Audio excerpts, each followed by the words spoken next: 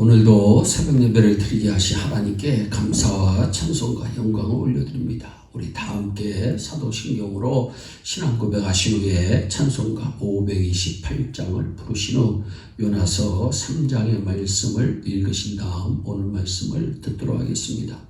요나서 3장에서는 실패하였던 사람이 재기하는 모습의 내용이 나옵니다. 그 사람이 누굴까요? 바로 우리가 잘 알고 있는 요나라고 하는 선지자입니다.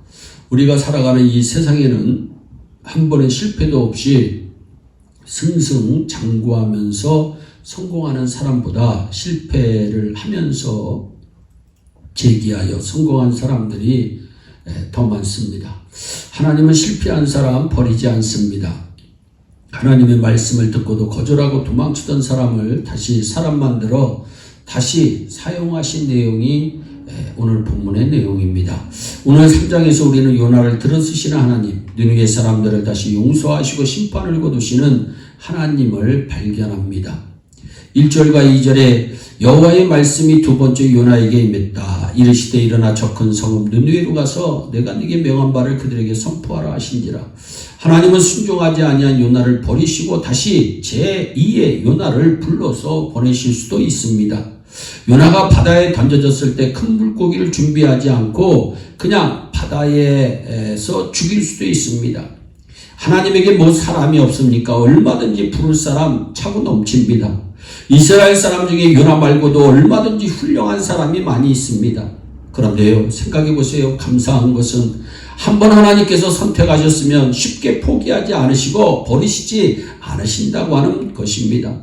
우리 하나님은 우리의 예상을 뒤엎으면서 사람을 계속 사랑하고 붙들어 사용하시고 있습니다. 한번 선택하셨으면 실어버리지 않으시는 분이십니다. 하나님께서 이스라엘을 해방하기 위하여 모세를 부르실 때입니다. 그때 모세가 오 주여 보낼 만한 자를 보내달라고, 나는 잎이 뻣뻣하고 혀가 둔한 자이라고, 나는 할 수 없다고 이러기를 여러 차례 반복하는데 그래도 하나님은 싫다 하지 않으시고 마침내 모세를 세우십니다. 우리 주님은 사랑하는 제자들이 무서워 도망가고 피하여 숨어 들어가도 다시 부르시고 사명을 주셨습니다. 우리 주님은 지금도 우리를 포기하지 않고 복음 전하는 사명을 주십니다. 다른 사람이 아닌 바로 네가 하라고 우리에게 말씀합니다. 우리가 받은 사명은 천사도 흠모하는 일입니다. 하늘의 천사들도 우리를 부러워하고 있습니다. 왜냐하면 하늘에서의 상급이 엄청난 것을 알고 있기 때문입니다. 요나는 하나님의 생명의 말씀대로 일어납니다. 3절로부터 9절의 말씀은 구원을 준비하시는 하나님이 나옵니다.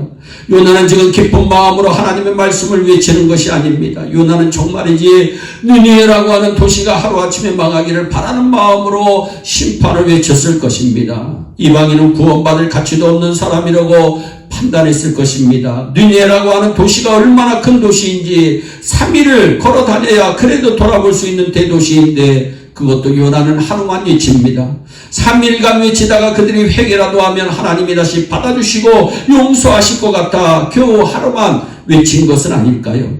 역사적으로 니느웨라고 하는 도시는 세계 최대의 도시입니다. 그런데 그 성에는 좌우를 분별하지 못하는 아이들이 12만 명이나 있다고 성경은 말씀합니다.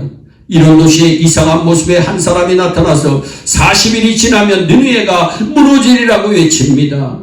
요나는 분명히 심판을 외쳤습니다. 그런데 사람들은 심판하신다는 말씀이지만 회개하라고 하는 말씀으로 들은 것입니다. 여기서 우리는 하나님의 말씀에는 심판하신다는 말씀마저도 생명을 살리는 말씀이라는 것을 깨달을 수가 있습니다. 우리가 복음을 전하는 현장에는 하나님의 구원하시는 은혜를 받아들일 사람을 만나게 하십니다. 9절 말씀에 하나님이 뜻을 돌이키시고 그 진노를 그치사 우리가 멸망하지 않게 하시리라 말씀합니다. 니느웨 사람들의 회개를 살펴봅시다. 그들의 회개는 철저한 회개였습니다. 형식적인 회개가 아닙니다. 니느웨 사람들이 하나님을 믿고 금식을 선포하고 높고 낮은 자를 막론하고 굵은 베옷을 입습니다. 니느웨 왕은 왕복을 벗어버리고 베옷으로 갈아입었고 죄에 앉습니다. 왕이 조소를 내려 사람은 물론이고 짐승에게도 먹지 말고 물도 마시게 말라고 합니다. 힘써 하나님께 부르짖을 것이며 각기 악한 길과 손으로 행한 강포에서 떠나라고 말씀합니다. 모양만 갖춘 것이 아니라 진심으로 통해 잡으겠다는 것입니다. 다윗이 골리앗을 무너뜨린 것처럼 전혀 가능성이 없어 보이는 것을 하나님은 능히 역사하십니다. 요나는 구약의 사도행전과 같습니다. 우리가 복음을 전하는 현장에서 순종하기만 하면 꼭 준비된 사람을 하나님께서는 붙여주십니다. 그러나 누군가는 외쳐야 합니다. 복음을 전파되는 것이 믿음의 역사가 일어나고 회개와 구원의 역사가 일어나는 것입니다. 외쳐야 하나님의 역사가 일어납니다. 우리가 복음의 나팔이 되어야 듣는 자가 살아나는 것입니다. 한 시대의 구원은 하나님께서 주도하십니다. 우리는 회개하는 방법은 알지만 자신이 엎드리지 않는 것이 신자의 가장 큰 문제입니다. 10절 말씀은 뜻을 돌이키신 하나님이 나옵니다. 하나님은 인간이 회개하고 부르짖을 때 심판하시겠다고 하는 그 뜻을 돌이키시고 재앙을 내리지 않았습니다. 뜻을 돌이키시는 하나님의 사랑을 보여주신 것이 우리 주님의 십자가의 희생입니다. 영원히 멸망당할 수밖에 없는 우리를 구원하시려고 당신의 독생성자 예수 그리스도를 우리에게 내어주신 것입니다. 하나님은 이 세상 끝날까지 심판을 내치실 것입니다. 심판의 경고는 돌아오라고 하는 부르심입니다. 하나님의 심판하시는 날에 한 사람도 멸망당하지 말고 구원받으라고 하는 것이 복음입니다. 기쁜 소식입니다. 그래서 우리는 전도해야 합니다. 복음을 전하지 않으면 들을 수 없고 듣지 않고는 믿을 수 없고 믿지 않으면 구원받을 수 없습니다. 믿음은 들음에서 납니다. 불순종한 유다를 다시 부르시고 사용하시는 하나님은 구원을 준비합니다. 하나님은 모든 사람이 구원을 받으며 진리를 하는데 이르기를 원하시느니라 성경은 말씀합니다. 온 지구촌이 다 철저하게 회개하고 돌아오기까지 다시 한번 구원의 소식을 전파하시기를 주 예수 그리스도의 이름으로 축원합니다. 기도하겠습니다.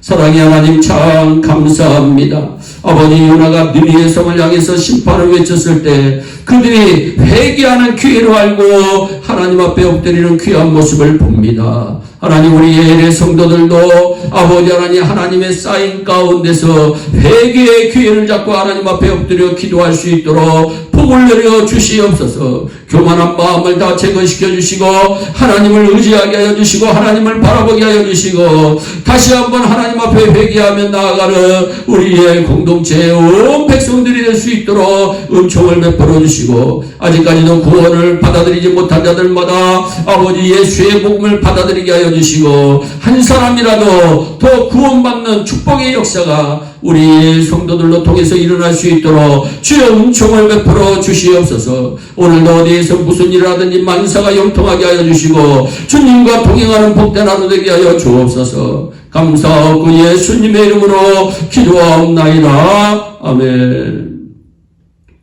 우리 다 함께 주기도문으로 예배를 마치시고 각자 개인 기도하신 후에 오늘도 주 안에서 승리하는 복된 하루 되시기를 바랍니다. 감사합니다.